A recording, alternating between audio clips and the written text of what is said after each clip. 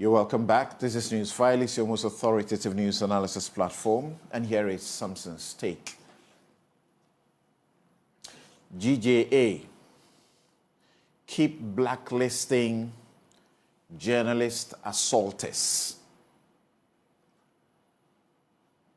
It is unfortunate that survey upon survey and fact upon fact show that the security operators of this country are the worst offenders in violating the rights of journalists.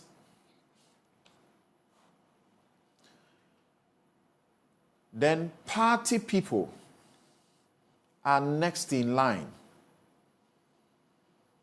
on the charts, violating the rights of journalists by assaulting them and sometimes killing them. Journalism, as we all know and say, it's no crime. In fact, in our Bill of Rights in the Constitution 1992, Chapter 5, Article 21, it reads, all persons shall have the right to freedom of speech and expression, which shall include freedom of the press and other media. In paragraph F, it says you're entitled to information.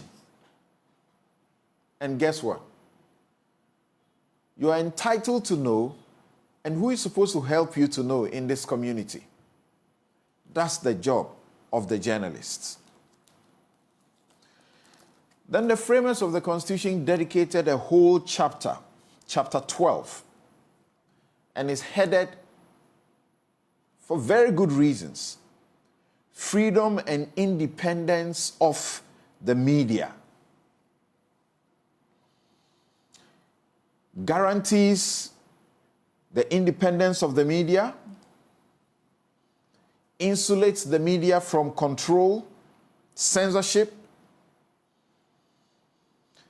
and requires that editors and publishers shall not be penalized or harassed for their opinions and views and the contents of their publications.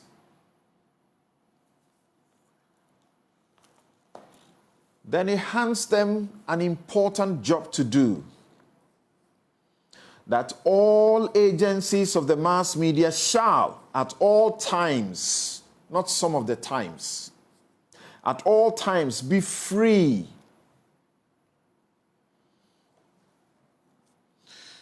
to uphold the principles, provisions, and objectives of this Constitution, and shall uphold the responsibility and accountability of the government to the people of Ghana. Check the job that has been given to the media. Upholding the principles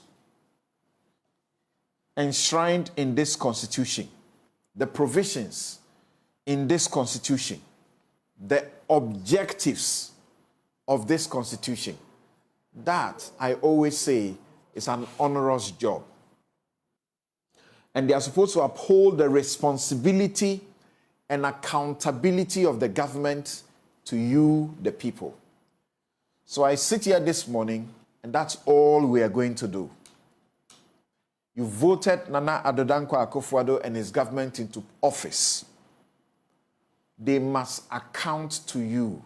They must be responsible to you for all the decisions and the actions that they make and take in your name, on your behalf, and with your money.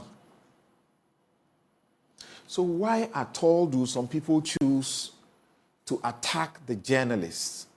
Not with the power of their views, but to want to maim, to want to kill them.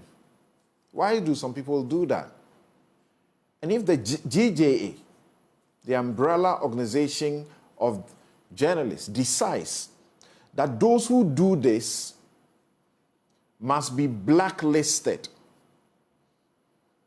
they should not be given coverage, I will urge the media,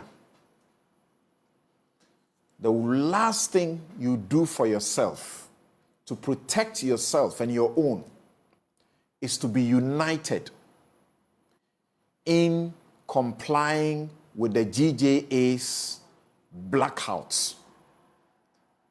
For these politicians, and including those who are in control of the organs of state, when they so unlawfully, unconstitutionally, and egregiously violate journalists and their rights, I say, whoever is saying it is dysfunctional, ignore them, because they don't know what they are talking about.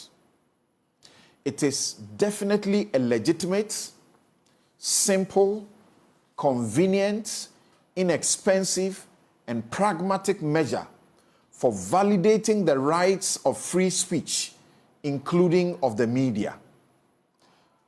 The media must be united in enforcing the blacklisting of violators and people with control or influence over the violators. In cases where there is prima facie evidence, keep at it while pursuing prosecution and civil action. Journalism, I say, is no crime. And crime is not punished on the streets in a democracy. Crime is not punished on the streets in a democracy. We need to protect journalists. And our security agencies must be the first to do the most in protecting journalists. We don't have to wait to avenge them when they are dead. In my practice so far in defending journalists in the court, I can say most of the times when it involves the state and there's a criminal prosecution, it is botched. It fails. I did a Fia Pokwa case. I know it failed. Hajia Fati, I know it failed. But all the civil actions in those cases won. Unfortunately, in those cases, the compensation amounts were very small. Latif Idris was almost killed within the police station headquarters. That day, the police tell the court the CCTV cameras did not work. And you say the GJA should not use this potent measure to protect its members who are being killed and maimed around the place? Thank you. That is my take.